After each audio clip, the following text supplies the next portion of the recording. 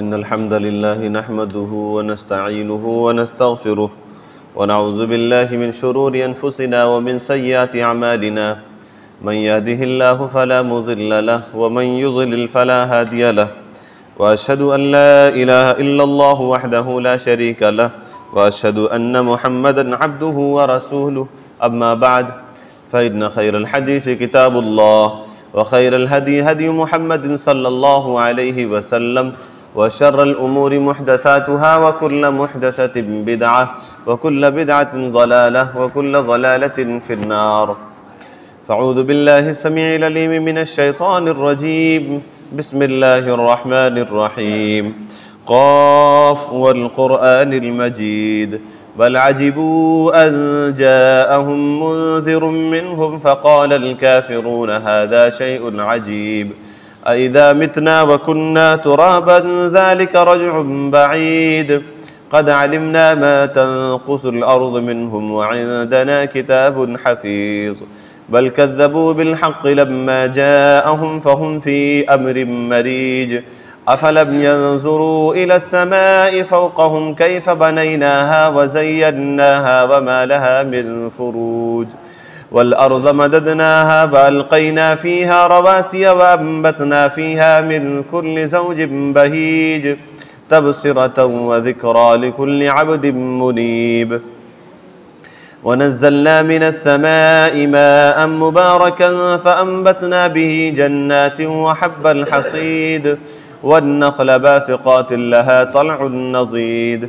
रिज़्क़न लिलइबादि व अह्यैना बिही बल्दतन मैता कज़ालिकल ख़ुरूज कज़्ज़बत क़ब्लहुम क़ौमु नूह व अस्हाबुर रस्स व समूद व आद व फ़िरऔन व इख़्वानु लूत व अस्हाबुल ऐकति व क़ौमु तुब्बअ कुल्लुन कज़्ज़बर रुसुल फ़हक़्क़ वईद अफ़अयीना बिलख़ल्क़िल अव्वल बल हुम फ़ी लब्सिन मिन ख़ल्क़िन जदीद।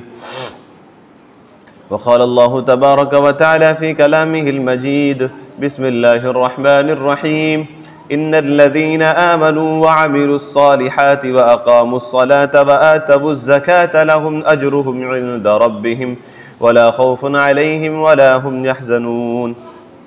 वक़ाल अन्नबी सल्लल्लाहु अलैहि वसल्लम बुनियल इस्लामु अला ख़म्स शहादति अल्ला इलाहा इल्लल्लाह व अन्न मुहम्मदुर रसूलुल्लाह व इक़ामुस्सलाह व इताइज़ ज़काह वल हज व सौम रमज़ान रवाहुल बुखारी।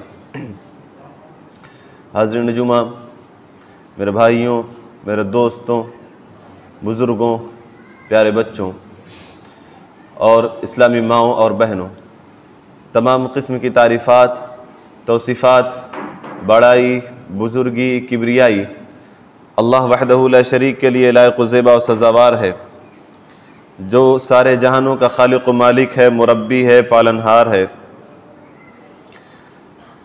दुरूद व सलाम नाज़िल हो नबी करीम सल्लल्लाहु अलैहि वसल्लम पर। अल्लाहुम्मा सल्लि व सल्लिम व बारिक अलैहि। हाज़रीन जुमा, ज़कात के मुनासिबत से गुफ्तगू करेंगे। ज़कात अदा करने के फ़वाइद और ना अदा करने के नुक़सानात और मसारिफ़ ज़कात इसी ताल्लुक़ से। मेरे भाइयों, ज़कात तो साल में कभी भी फ़र्ज़ हो सकती है। किसी के पास माल हो और वो निसाब को पहुँचा हुआ हो और उस पर साल गुज़र जाए, हौलान हौल हो जाए, हौलान हौल हो जाने के बाद ज़कात फ़र्ज़ हो जाती है। लेकिन चूँकि लोग रमज़ान में ही ज़कात अदा करते हैं या रमज़ान में ही ज़कात निकालते हैं कि रमज़ान से रमज़ान याद रहेगा, इस वजह से लोग रमज़ान को ही मुतय्यन कर लेते हैं कि रमज़ान में हम ज़कात निकालेंगे।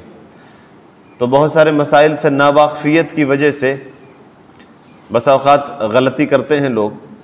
तो इसलिए ज़कात के मुनासिबत से ये ज़रूरी ख़याल किया गया कि कुछ बातें हो जाएं और इस मुनासिबत से गुफ्तगू होनी चाहिए।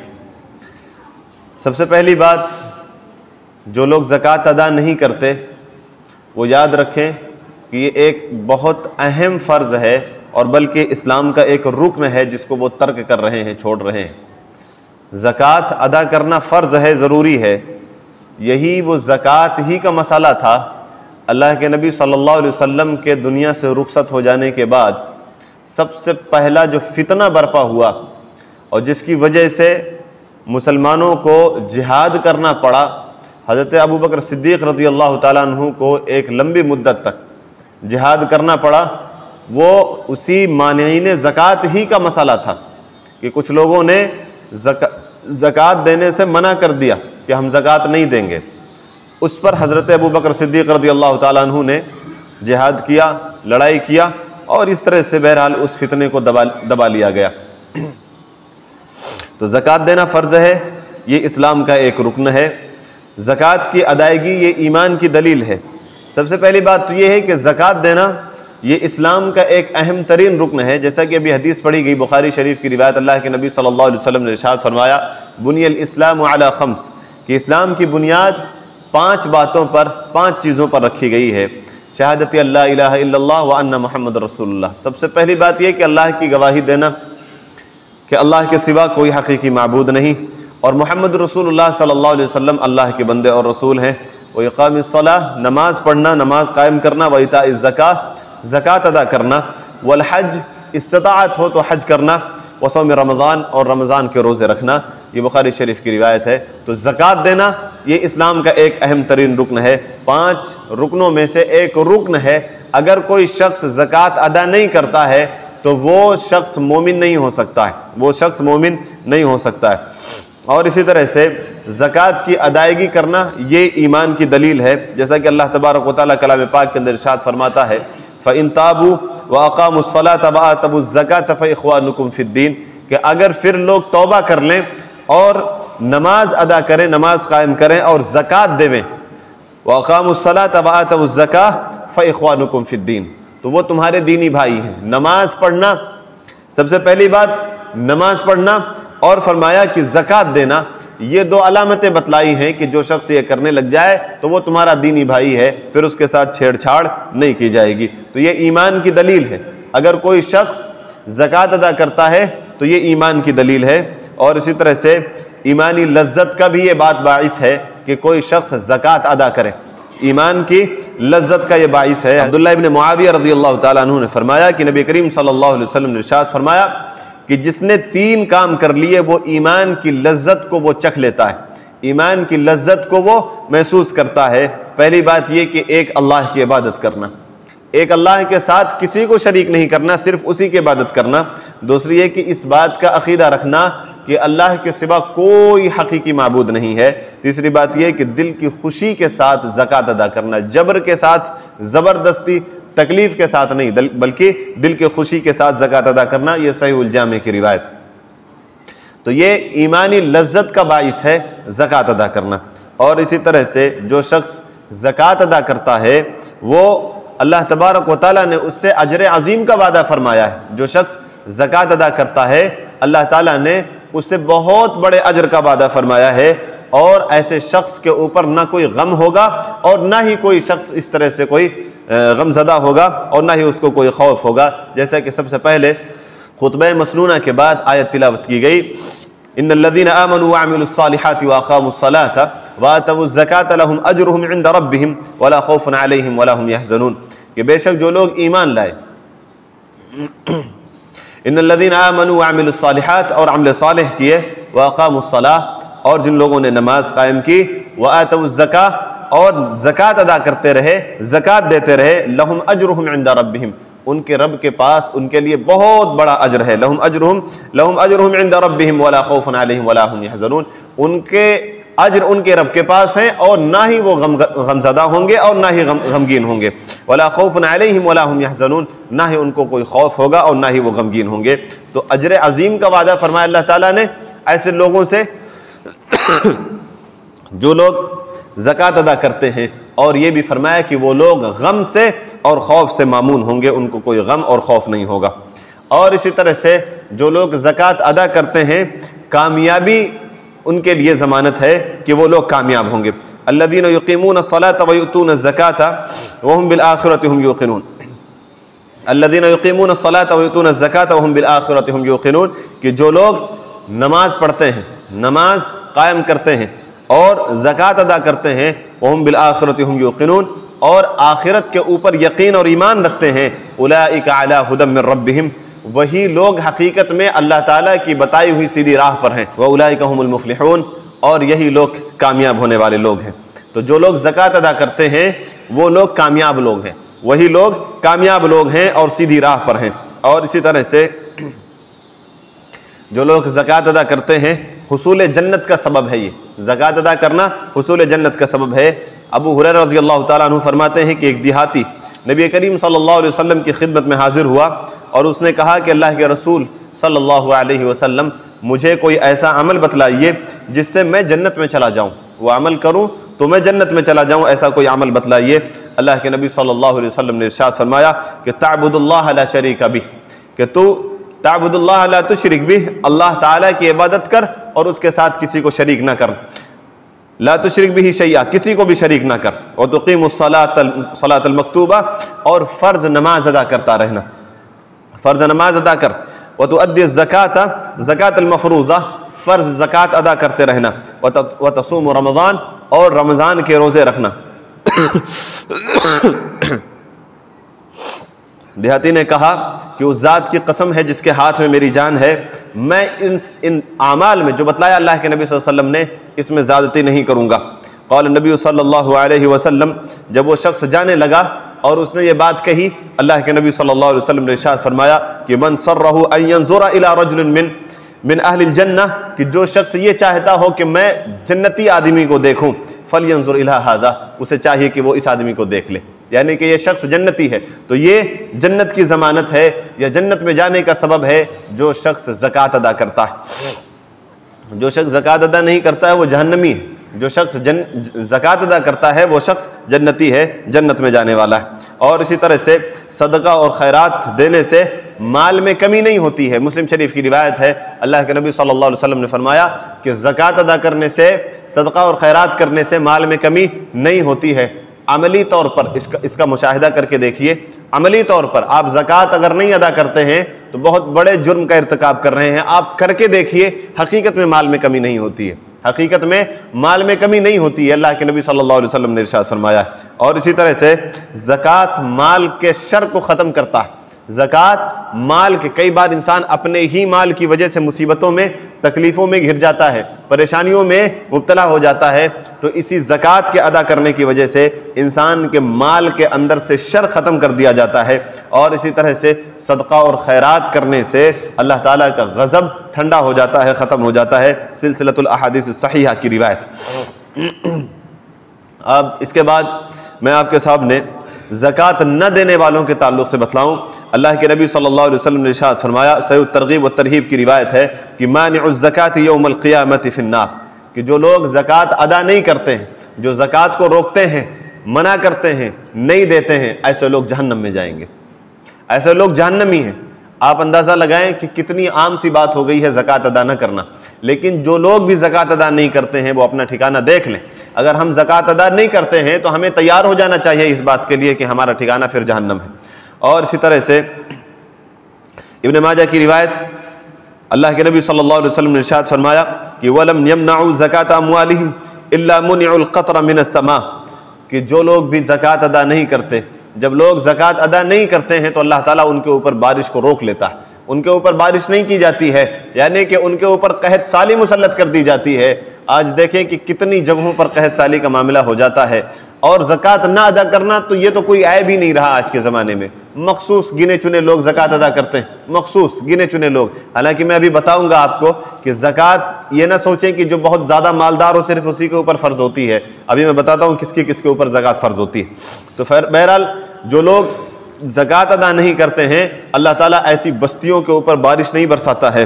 वलौलल बहाइम वलम युमतरू, अल्लाह के नबी सल्लल्लाहु अलैहि वसल्लम ने फरमाया कि ये तो जानवरों की वजह से बारिश हो जाती है इनके ऊपर, जानवरों को जिंदा रखना है, इस वजह से अल्लाह ताला बारिश बरसा देता है। वरना अगर ये जानवर ना हो तो अल्लाह ताला इनके ऊपर कभी बारिश ना बरसाए, ये कभी भी बारिश को ना पाएं और इस तरह से हमेशा ये बारिश के लिए तरसते रहें। अगर लोग ज़कात अदा न करें तो अल्लाह ताला बारिशें रोक लेता है। इस तरह से कहत साली में मुसल्लत कर देता है अल्लाह तबारक व तआला। अब हम गुफ्तगू ये करेंगे, बहरहाल बहुत सारी वाइदें हैं, बहुत सारी बातें हैं ज़कात ना अदा करने के ताल्लुक से, किन चीज़ों के ऊपर ज़कात फ़र्ज होती है। चंद एक बातों का तज़किरा करेंगे जो हमारे यहाँ आम तौर पर जिसका चलन है। सबसे पहली बात सोना, फिर चांदी और इसी तरह से रुपए पैसे। आम तौर पर इन्हीं चीज़ों से हमारा वास्ता होता है, इन्हीं तीनों चीज़ों के बारे में हम गुफ्तगू करेंगे। सोना 85 ग्राम निसाब होता है। 85 ग्राम अगर किसी के पास सोना है या उससे ज़्यादा है और उस पर साल गुजर जाए, हौलाने हौल गुजर जाए, साल गुजर जाए उसके ऊपर, तो फिर उसके ऊपर ज़कात फ़र्ज हो जाती है और उसमें 2.5% उसमें से ज़कात निकालना फ़र्ज है। और इसी तरह से चांदी का निसाब यह है 595, 595, 5 ग्राम कम 600 ग्राम किसी के पास अगर चांदी हो तो उसके ऊपर अगर साल गुजर जाए, यानी कि किसी ने जनवरी में लिया था तो अगले साल जनवरी में, किसी ने फरवरी में लिया था तो अगले साल फरवरी में, किसी ने अगर रमज़ान में अगले साल लिया था, पिछले साल अगर जेवर लिया था रमज़ान में तो इस साल रमज़ान में उसके ऊपर फ़र्ज होगा।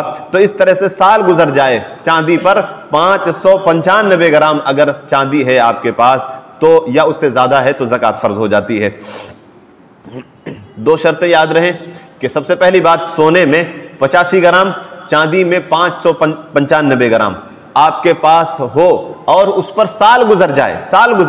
मसलन आपने रमज़ान में लिया था, फिर रमज़ान में ही ज़कात फ़र्ज होगी, ये नहीं कि रमज़ान से पहले ही फ़र्ज हो जाए। तो ये 2 शर्तें मालूम रहे। अच्छा, एक बात ये भी मालूम रहे कि सोना चांदी चाहे वो बिस्किट की शक्ल में हो, ढेले की शक्ल में हो, या ईंट के शक्ल में हो, किसी भी शक्ल में हो, या जेवरात की शक्ल में हो, हर सूरत में अगर उसका वजन 85 ग्राम हो जाए तो उसके ऊपर ज़कात फ़र्ज हो जाएगी हौलाने हौल गुजर जाने के बाद, साल गुजर जाने के बाद। और इसी तरह से कागजी करेंसी जो होती है, नोट, रुपए, इसके ऊपर भी ज़कात फ़र्ज होती है। चांदी के निसाब की मालियत, अब एक बात ध्यान से आप लोग सुने कि चांदी के निसाब के बराबर अगर रुपए हमारे पास जमा हो जाते हैं और उस पर साल गुजर जाता है तो ज़कात फ़र्ज हो जाती है। मसलन 595 ग्राम, आज के वक्त में मौजूदा दौर में 595 ग्राम चांदी की कीमत जो है तकरीबन मान लीजिए 60,000 रुपया, 60,000 रुपया आज के वक्त में है मिसाल के तौर पे। और अगर हमारे पास 60,000 रुपए हैं, चांदी नहीं है मेरे पास, लेकिन 60,000 रुपए हैं मेरे पास और उस पर साल गुजर जाए तो ज़कात फ़र्ज हो जाती है। कितने लोग, मैं समझता हूं कि तकरीबन 10% लोगों को छोड़ दीजिए, 90% लोगों के साथ मामला यह है कि 60,000 रुपए उनके पास साल भर से पड़े हुए हैं, चाहे वो बैंक में हो। अच्छा, पास पड़े रहने का मतलब ये नहीं है कि जेब में रखे हुए हों या घर के तिजोरी में रखे हुए हों, अलमारी में रखे हुए हों, जब भी फ़र्ज होगी। बैंक में पड़े हैं, बैंक में, तब भी वो आपको ज़कात देना है। बैंक में अगर 60,000 रुपए आपके पास पड़े हुए, एक मिसाल बयान कर रहा हूं, 600 ग्राम तकरीबन 595 ग्राम चांदी खरीदने की कीमत अगर आपके पास है और उस पर साल गुजर जाता है, 1 साल से वो आपके बैंक में पड़ा हुआ है या घर पे पड़ा हुआ है, तो आपके ऊपर ज़कात फ़र्ज हो जाती है, आपके ऊपर ज़कात फ़र्ज है। और अगर आप ज़कात नहीं निकालते हैं तो फिर जहन्नम की वाइद है। मैं समझता हूं कि 10% को छोड़ करके 90% लोगों के ऊपर ज़कात फ़र्ज हो जाती है, लेकिन लोग नहीं अदा करते हैं, और इसी तरह से फिर अगर सोने के बराबर अगर पैसे जमा हो जाते हैं तो फिर सोने के निसाब के हिसाब से निकलेगी ज़कात। तो बहरहाल कम से कम ये याद रखिए कि चांदी के निसाब के बराबर अगर कीमत आपके पास जमा हो जाती है और उस पर साल गुजर जाता है तो ज़कात फ़र्ज होती है। ये बात आप बहुत ज़्यादा, और हमें बहुत ज़्यादा कान खोल करके सुनने की ज़रूरत है, क्योंकि बहुत ज़्यादा लोग सुस्ती करते हैं। ये समझते हैं कि मेरे पास इतना ज़्यादा जेवर होगा तभी जो है मेरे ऊपर ज़कात फ़र्ज होगी, और अगर इसी तरह से जेवरात बहुत ज़्यादा होंगे तभी फ़र्ज होगी, और रुपए पैसे जो हैं उस पर ज़कात नहीं होती। उस पर ज़कात फ़र्ज होती है भाई। जो लोग भी रुपए पैसे रखते हैं उनको मालूम होना चाहिए सब कोई रखता है, हर आदमी रखता है, हर आदमी रुपए पैसे रखता है। ये इंसान की जिंदगी जीने का एक जो है एक मजबूरी है कि इंसान को रुपए पैसे बचा करके चलने पड़ते हैं। और इस तरह से बहरहाल अगर 60,000 रुपया तकरीबन है, 595 ग्राम चांदी खरीदने का अगर आपके पास उतनी कीमत है और साल गुजर जाता है अगर उसके ऊपर, तो ज़कात फ़र्ज हो जाती है। और इसी तरह से कर्ज के ऊपर भी ज़कात फर्ज होती है, लेकिन इसकी दो सूरतें हैं। कर्ज देने वाला जो होता है, कर्ज देने वाला जिसने लिया है उसके ऊपर नहीं, जिसने कर्ज दिया है उसको ज़कात भी अदा करनी है। मसलन आपने किसी इंसान को 1 लाख रुपया दिया है बतौर कर्ज, कर्ज हसन। अब ये कर्ज जो आपने दिया है ये दो हालतों से खाली नहीं होगा, या तो वो शख्स कर्ज अदा कर देने वाला होगा या तो कर्ज अदा नहीं करेगा। तो अगर कर्ज अदा कर देने वाला है, कर्ज मिलने की उम्मीद है, तो आपको ज़कात भी निकालनी पड़ेगी उस रुपए में से, अगर वो निसाब को पहुंचने की कीमत है तो। मसलन अभी जैसा कि मैंने मिसाल दिया 60,000 अगर किसी ने किसी को दिया है, तो अगर वो मिलने की उम्मीद है तो उस 60,000 में से ज़कात अदा करना पड़ेगा देने वाले को उसमें से ज़कात अदा करना पड़ेगा। और दूसरी सूरत यह है कि पैसे दे तो दिए हैं लेकिन टाल मटोल करता रहता, मुझे उम्मीद नहीं है कि देगा, उम्मीद नहीं है कि वो पैसे कर्ज वापस मिल पाएंगे मुझे, तो अब उस सूरत में मेरे ऊपर ज़कात फर्ज नहीं होगी, क्योंकि उम्मीद ही नहीं है उस रुपए के वापस आने की, उस रुपए के वापस आने की उम्मीद नहीं है, तो ज़कात फर्ज नहीं होगी। लेकिन हो सकता है कि उसके पास कहीं से इतना पैसा आ जाए कि वो रुपए वापस कर दे, उम्मीद नहीं थी, लेकिन 10 सालों के बाद, 15 सालों के बाद, 5 सालों के बाद उसने अचानक से ला करके दे दिया, तो 1 साल की ज़कात अदा करके उस रकम को अपने पास रख लेंगे, 1 साल की ज़कात अदा करके अपने पास रकम को रख लेंगे। तो इसका ये मामला। और इसी तरह से इस्तेमाल के लिए खरीदी गई चीज़ों पर ज़कात नहीं है। इस्तेमाल करने के लिए हमने घर लिया, उसमें रहने के लिए, गाड़ी ली, सवारी करने के लिए, बैठने के लिए, अपने इधर उधर जाने के लिए, उससे हमको भाड़े पे नहीं देना है, अपने इस्तेमाल के लिए लिया है, तो चाहे घर हो, गाड़ी हो या और कोई भी चीज़ हो, इस्तेमाल की जो अपनी पर्सनल चीज़ें होती हैं उसके ऊपर ज़कात फ़र्ज नहीं होती है, उसके ऊपर ज़कात फ़र्ज नहीं होती है। और इसी तरह से तिजारती सामान पर ज़कात फ़र्ज होती है, तिजारती सामान जो होते हैं उनके ऊपर भी ज़कात फ़र्ज होती है। थोड़ा बहुत इसमें इख्तलाफ पाया जाता है, लेकिन बहरहाल ये बात मालूम रहे होती है, तिजारती सामान के ऊपर ज़कात फ़र्ज हो जाती, ज़कात फ़र्ज होता है। वो तमाम चीज़ें जिन्हें तिजारत के लिए ख़रीदा गया है उसके ऊपर ज़कात फ़र्ज होता है। उसके ऊपर इस तरह से किया जाए कि साल के आखिर में सारे माल को इकट्ठा किया जाए और उसकी मालियत निकाली जाए, मार्केट में उसकी जो कीमत है उसकी कीमत निकाली जाए और इस तरह से उसका ज़कात उसकी निकाल दी जाए। और इसी तरह से सनाती आलात, मशीनरी उसकी असल कीमत पर आमदनी उसकी आमदनी पर जो है ज़कात है, उसकी असल कीमत के ऊपर ज़कात नहीं है। मशीनरी वगैरह है, मसलन आपने एक मशीन खरीदी और उससे आप कोई चीज़ बनाते हैं, तो जो चीज़ बना रहे हैं उसकी कीमत पर ज़कात फ़र्ज होती है, उस मशीन के ऊपर ज़कात फ़र्ज नहीं होती, उस मशीन पर ज़कात फ़र्ज नहीं होती है। मिसाल के तौर पर कोई सामान लेकर के आए आप और उससे कोई सामान बना रहे हैं, तो आप वो मशीन लेकर के आए, उसकी कीमत 10 लाख रुपए, तो उस 10 लाख के ऊपर आपके ऊपर ज़कात फ़र्ज नहीं होती। वो जो आप सामान उससे बना रहे हैं उसकी जो कीमत निकलेगी उसके ऊपर ज़कात फ़र्ज होती है। साल गुजर जाए तब मिसाल के तौर पर आप कलम बनाने वाली एक मशीन लेकर के आए जिसकी कीमत 10 लाख रुपए, मिसाल के तौर पर जिसकी कीमत 10 लाख रुपए, तो उस 10 लाख में ज़कात फ़र्ज नहीं है, लेकिन उससे जो कलम बना रहे हैं, ये कलम आप फरोख्त कर रहे हैं बाजार में, और ये आपने 1 लाख रुपया मिसाल के तौर पर 1 लाख का कलम बेचा और उस 1 लाख के ऊपर साल गुजर गया, अब इसके ऊपर ज़कात फ़र्ज होगा, अब उस 1 लाख के ऊपर ज़कात फ़र्ज होगा। और इसी तरह से प्लाट वगैरह जो लिए जाते हैं इन्वेस्ट की नीयत से, प्लाट वगैरह लिए जाते हैं, ज़मीनें ली जाती इन्वेस्ट की नीयत से कि हम इसको बाद में बेचेंगे, उसको बेच करके मुनाफा कमाएंगे, इसके ऊपर भी ज़कात फ़र्ज है, इसके ऊपर भी ज़कात फ़र्ज होता है। मैंने 2 प्लॉट लिए मिसाल के तौर पर, मैं ये चाहता हूं कि एक पर तो मेरा घर बनेगा, एक पर मैं घर बनाऊंगा और एक प्लॉट बेच दूंगा, तो बेच करके जो कीमत आएगी, बेच करके जो कीमत आएगी उसी कीमत से मैं एक प्लॉट पे घर बना लूंगा। तो एक पर जिस पर मेरा घर बनाने का इरादा उस पर ज़कात नहीं फ़र्ज होगी, लेकिन जिसको मुझे बेचना है उस पर ज़कात फ़र्ज होगी। कितने लोगों के पास प्लॉट पड़े हुए हैं? बहुत सारे लोगों के पास ज़कात फ़र्ज हो जाती है, लेकिन बहुत सारे लोग ज़कात अदा नहीं करते हैं।